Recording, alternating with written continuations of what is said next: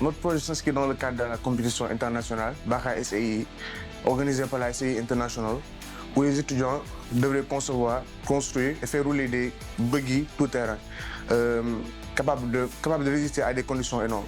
Donc, étant la deuxième équipe à travailler sur ce projet, donc le défi était de transformer le châssis et voilà, d'assembler des composants dégradés en un véhicule entièrement opérationnel qui pourra répondre aux questions de la compétition. Ici, on a un véhicule totalement made in Sénégal, équipé d'un moteur Color CH440 Command Pro et des roues qui sont imposées par la compétition c'est imposé par toutes les équipes participantes pour que cette compétition repose plus sur l'ingénierie du véhicule plutôt que la puissance du moteur.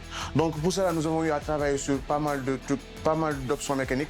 Cela repose sur le système de freinage qui va à l'encontre d'un nouveau système de direction.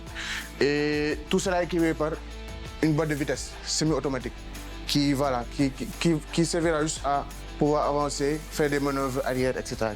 Et enfin, nous avons utilisé des tôles d'aluminium pour faire la carrosserie. On a rencontré 3 principaux problèmes pendant la réalisation de ce projet. Le premier était que, vu que la voiture était exposée à l'environnement, on a eu des parties qui étaient dégradées. Donc, lors de la phase de maintenance, on a passé la plupart du temps à remplacer les composants qui étaient dégradés. Le deuxième problème qu'on a rencontré est le parallélisme des pneus et le steering system. Et le troisième qu'on avait, c'était les vibrations dues au moteur. On devait trouver un moyen de fixer le moteur pour éviter que les vibrations fassent avancer le moteur et que la chaîne saute. Le résultat principal est d'avoir livré un buggy pleinement fonctionnel après des mois de reconditionnement. La phase de test, bien que difficile, après 3 tentatives infructueuses, a été franchement très douloureuse.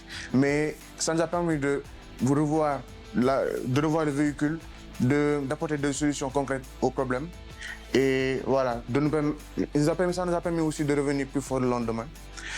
Et voilà, d'avoir essayé le véhicule. C'était juste incroyable. Il fallait juste voir les émotions. Et voilà. Bien qu'on ait réussi à avoir un prototype fonctionnel, nos prochaines ambitions sont évidemment de participer à la prochaine compétition aux États-Unis et avec l'expérience qu'on a acquérie, de concevoir un autre prototype beaucoup plus robuste et performant que celui-là.